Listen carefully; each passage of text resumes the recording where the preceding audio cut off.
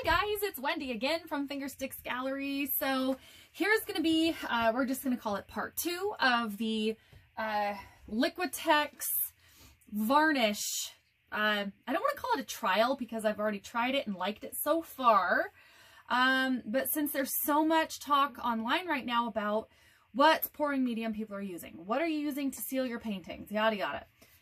Some of the paintings I don't want to seal. I don't want them to be shiny. I really like the matted look, where you can see the canvas through the background. Some of those I really like. And you can get matte finishes, I just don't have them yet. This fella turned out really great. It's on concrete board, so it's super hard.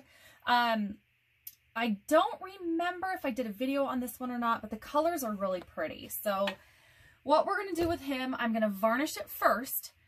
I'm going to do a couple coats of varnish, and then I'm going to put this decal on. And I don't think I've done a tutorial on decal applications yet, but I'm going to with this one. This fits great on here. I got this from Vinyl Disorder, vinyldisorder.com. Shout out to them. Fantastic customer service. I think that's a couple things I like about them. Customer service is fantastic. Shipping's great, but also the product is amazing. This stuff, the ones that I get are the heavy duty all-weather decals. And what you do is you peel off the decal, kind of transfer it backwards. So the good morning part would be stuck to here, and it takes a little bit of work. I mean, you have to be patient. You really have to pick at it. And then the back is super sticky. So you just stick it on, smooth it down, peel this off slowly, and boom, you're done. I will be doing this at a later date. I want to make sure this is sealed really well first. And then these little guys, this is a set of 3 that I did. This was a ring pour. I did not video because when I was actually doing this outside. It was a beautiful day. The video stopped recording. Don't have a clue why. It recorded about 3 minutes of it, but I had several of these set up. Anyway, same color scheme, different techniques. This was, oh no, this was a wing pour technique. That's what I did on that one. And then these 2, I can't remember. I don't remember. So again, folks, previous video, I read the instructions on here. Please, you guys, if you're worried about if you're sensitive to any chemicals, sensitive to things like epoxy, even though your epoxy doesn't really have a smell, it can still affect your health. So if you're worried about it in any way, I would say don't do it. I'm not a doctor, but I don't want anybody getting sick. So I was epoxying everything for a long time. And then I kept hearing about all these people having adverse reactions, breathing problems. People's skin was, it looked like they were breaking out in hives and rashes and all sorts of crazy things. People are using full respirators in a fully ventilated room. With like professional ventilation, full body gear. It looks like they're in hazmat suits. I've been doing it for years. I have never ever once had a problem, but it doesn't mean you won't. So again, if you're sensitive to this kind of thing, either use caution or don't do it at all. I take no responsibility if you guys get hurt. God forbid anything happens, but the reason why I'm saying that is because I was doing it for years. Had no idea it was non-toxic. Or it was toxic. They said it was low VOC, can use in closed areas or whatever. And I don't know. I am just one of those ones that never did have a reaction to the epoxy. So whether or not people have reactions to varnish, I would just really, use caution.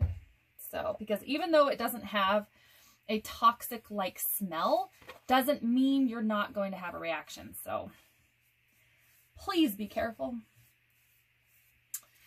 Okay, so what you do not want to do when you're varnishing is overbrush. Put the thin coat on because the directions, I think it says you want to do 2 coats.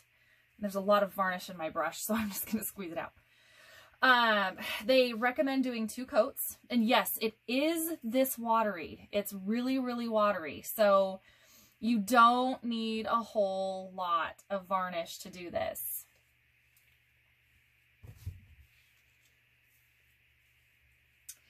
But the reason why I'm doing this for 2 reasons, because I've been telling you guys for a little while now that I've been trying a new varnish and I wanted to see how it went before I showed everybody. And I've done a few of them so far and I kind of really like the results. So the video previous to this, I did these. It's almost totally dry. They turned out great so far. I'm going to try to see if I can get up here without falling over to show you. The lighting's not great, but if you hit it at the right angle, the metallics just really pop. So I'm going to do another coat, maybe 2 on these, but it gives it a lot of shine, a lot of character, and most importantly, protection.